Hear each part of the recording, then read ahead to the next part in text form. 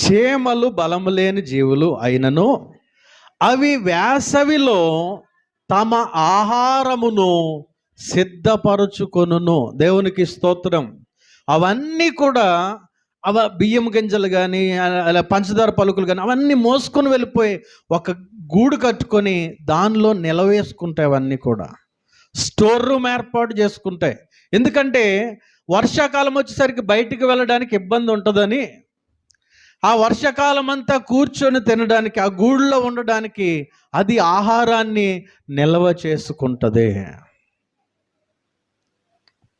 చాలామంది భవిష్యత్తు గురించి ఆలోచన చేయకుండా, రేపటి గురించి ఆలోచన చేసుకోకుండా, ఈరోజు ఉన్న 10 రూపాయలు ఈరోజే తినేయాలి అనుకునే వారికి చీమ నేర్పిస్తున్న పాఠం ఏంటంటే, నీ భవిష్యత్తు కొరకు 1 రూపాయి దాచుకోవాలి అని తెలియచేస్తుంది.